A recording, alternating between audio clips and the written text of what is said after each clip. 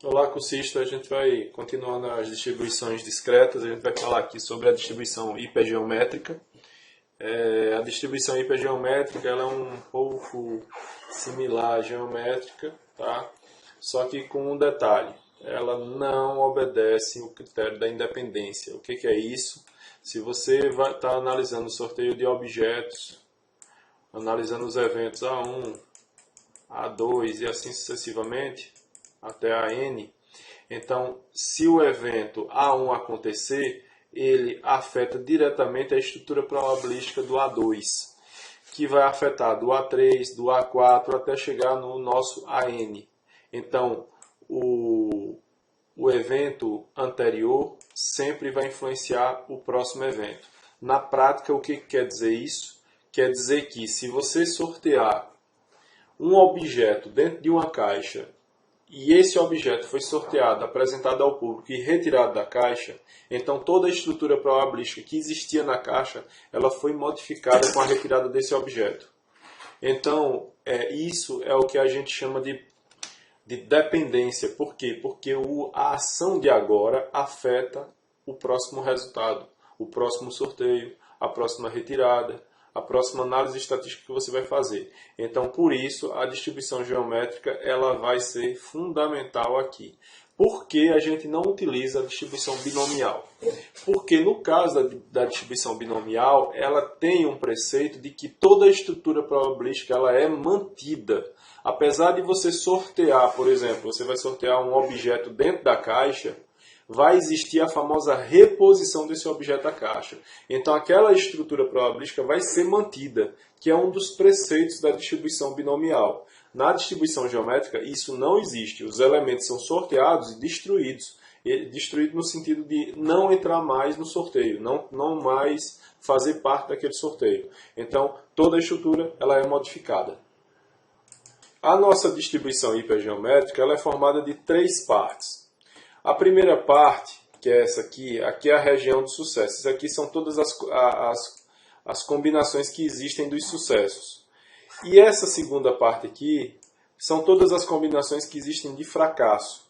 Essa terceira parte aqui, ela é toda a estrutura, todo o universo que existe. E aí vamos lá, o que é cada coisa aqui? Então imagine que eu tenho N objetos disponíveis para sorteio. Tá? Esses objetos eles existem todos eles, certo? Só que na verdade eu tenho entre esses objetos eu tenho objetos que obedecem um padrão R, tá? Esse R você pode chamar de sucesso, tá? Não vai ter problema nenhum. E então se você tem dentro desse grupo aqui N, imagine que isso aqui é um conjunto universo, você tem um conjunto R. Então você tem tudo que é não R, o que não é sucesso. Então esse conjunto aqui, ele é formado pela segunda parte dele, que a gente chama N menos R. No caso aqui seria o não sucesso e a gente pode chamar isso de fracasso, se você quiser. Esses objetos estão disponíveis para sorteio, mas não quer dizer que você vá sorteá-los. Tá? Eles existem lá dentro, mas não quer dizer que você vai retirar todos. E o que seria o Nzinho? Nzinho é a quantidade de objetos que você vai tirar em sorteio. Que você vai realmente colocar sua mão lá dentro e retirar. Então, desse Nzinho aqui, você pode retirar dois grupos dele. Então, esses dois grupos, eles podem ser... O primeiro pode ser o K, que são a quantidade de objetos que tiveram sucesso, que obedece a esse sucesso aqui R, tá? Então RK.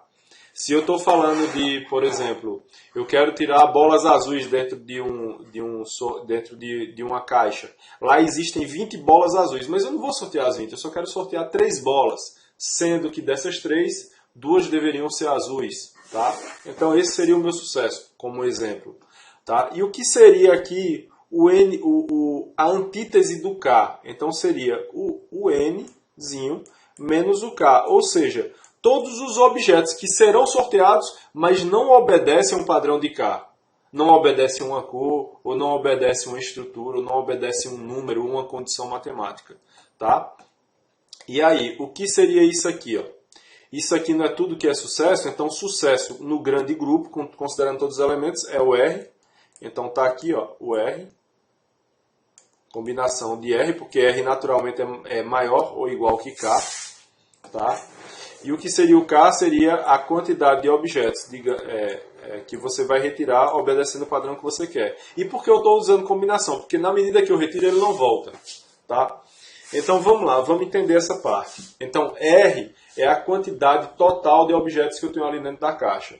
E o que é objetos de sucesso, que seguem um padrão de sucesso. E o que é o K? É uma quantidade que eu decidi que eu quero analisar para sorteio. Que ela, naturalmente, ela é menor ou igual que R. Tá? Então isso aqui vai me dar as possibilidades de resultados que eu tenha obedecendo o padrão R. Rzinho. E o que seria esse N menos R? É tudo o que não obedece o padrão R. Então ele é o outro pedaço do meu espaço. O que é o Nzinho menos K? É tudo que não obedece também o meu padrão R, que faz menção ao N menos Rzinho. Então esse aqui é o N menos K. Então ele está aqui, ó, N menos K.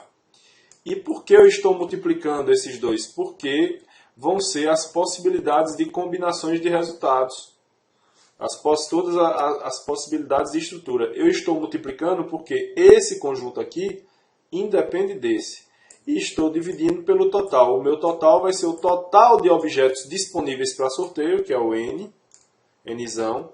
E o meu total combinado com o meu Nzinho, que é o total de objetos que realmente serão retirados.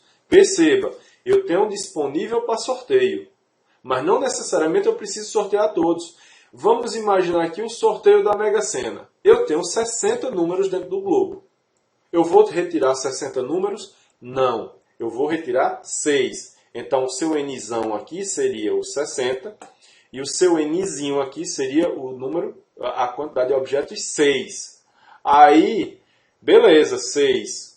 Tá? Então, quantos números você quer acertar? Você quer acertar 6. Se você quer acertar 6, é porque o seu Kzinho tem que ser 6. E a quantidade de fracasso, quantos você quer fracassar? 0. Eu quero fracassar o 0, que é o Nzinho menos K. E o que é o Nzão menos R? Nzão menos R são os 54 números que você pode errar. Tá? Então, isso é uma distribuição hipergeométrica. Tá?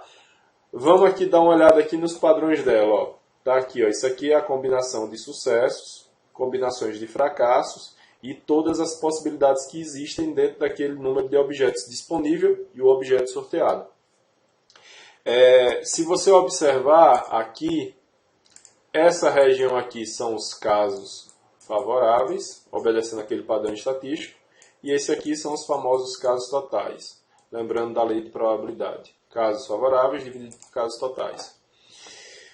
A notação aqui, quando você for ler algum livro de estatística ou alguma coisa, você vai ler que x aproxima-se de uma hiper, ou seja, hiper representa hipergeométrica, com totais de objeto Nzão, disponíveis para sorteio.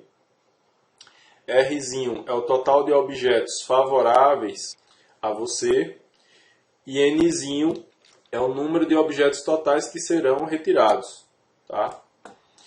A média de uma distribuição hipergeométrica é um NP, só que esse P aqui tem que ser o Rzinho, lembrando, Rzinho total de objetos que são favoráveis a você, dividido por Nzão, total de objetos dentro do seu globo, se for o caso sorteios da Mega Sena. E aqui a variância seria N vezes P vezes 1 menos P. Então, N vezes sucesso vezes fracasso, multiplicado por N menos Nzinho, N menos 1. Tá? Dividido. Ok? Vamos para um exemplo. A gente tem aqui, como exemplo, uma caixa que contém 12 lâmpadas, das quais 5 estão queimadas. Dessa caixa serão retiradas 6 lâmpadas sem reposição ao acaso para iluminação do escritório. Qual a probabilidade de que dessas lâmpadas que são retiradas, 2 sejam queimadas? E a segunda pergunta, pelo menos 2 lâmpadas estejam queimadas. Então vamos perceber o seguinte, para se resolver esse tipo de questão, a gente tem que ter em mente quem é Nzão, quem é o Nzinho. O meu Nzão, ele vai ser formado por 12 objetos disponíveis, que são essas lâmpadas aqui. Esse Nzão ele é 12, não há o que discutir, mas só que ele se divide entre queimadas e não queimadas. Então, as queimadas, eu tenho 5. E as não queimadas, eu tenho 7. De fato, entre queimadas e não queimadas, entre lâmpadas que eu vou utilizar no meu escritório, são 6 que eu vou realmente retirar. Então, esse aqui é o meu Nzinho. Dessas 6, o meu desejo ou a minha pergunta é, eu quero que 2 estejam queimadas. Então, a probabilidade que 2 estejam queimadas. E aqui, qual seria a probabilidade que, se 2 estão queimadas, entre 6, 4, que serão também sorteadas, devem ser não queimadas. Então, eu simplesmente faço qual a probabilidade do meu x, nesse caso eu vou chamar de Qzinho, tá? Ser igual a 2 lâmpadas queimadas. Então, o meu total é o seguinte, ó. De 12 eu tenho 5 queimadas, 7 não queimadas. Esse Nzão ele é aproveitado aqui embaixo. E agora vem a segunda pergunta. De 6 lâmpadas que serão sorteadas, então está aqui, ó, 6. Entre 12 eu vou sortear 6, tá? Sem reposição, sorteio, descarto a lâmpada. Qual a probabilidade de que 2 estejam queimadas? Então, ó, entre 5 queimadas, você sortear 2. E entre 7 boas, que são essas, você retirar 4. Então, o meu resultado, eu vou multiplicar por 100, porque ele já sai como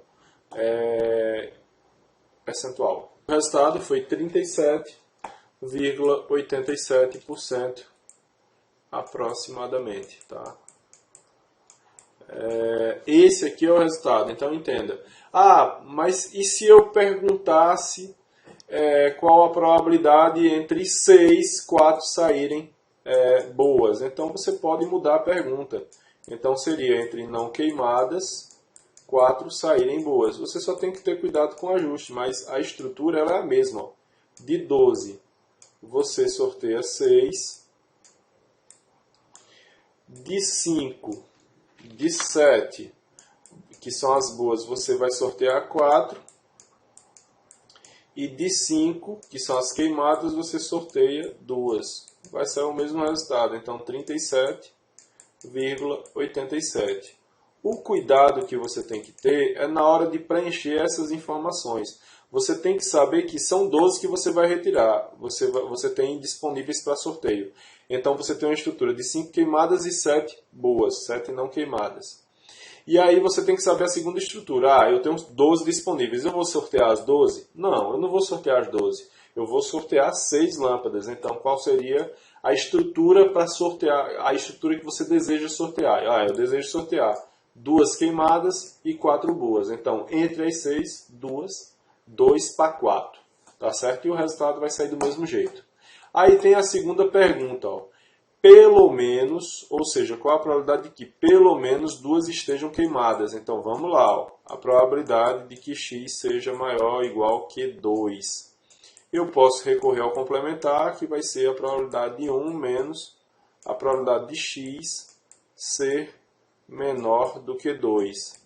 Nesse caso, eu vou ter que calcular se é menor do que 2 a probabilidade de x igual a 1 e a probabilidade de x igual a 0. O que é o meu x? A gente definiu que são as queimadas, tá?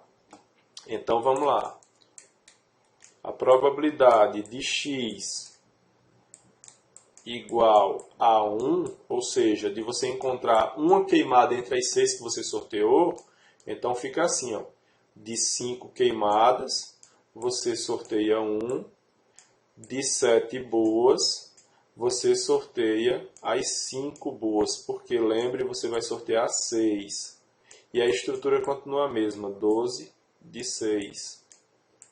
A segunda pergunta que você tem que atender é que venha 0 queimada. Então, de 5 para sorteio, 0 seja queimada. De 6, de 7 boas, as 6 que você vai sortear sejam boas. E a base vai continuar a mesma, 12 em 6. Tá? Entre 6 que você sorteou, você vai tirar uma queimada, então vai ficar 11,36%. E aqui você vai ficar com 0,7% aproximado, que é um valor mais raro, ou seja, de 12 lâmpadas que você tem na caixa, dessas 12 lâmpadas nós temos certeza que temos 5 queimadas e 7 boas. Você vai sortear 6 lâmpadas e as 6 lâmpadas vão sair boas, então esse efeito aqui ele é muito raro, então 0,7%, tá?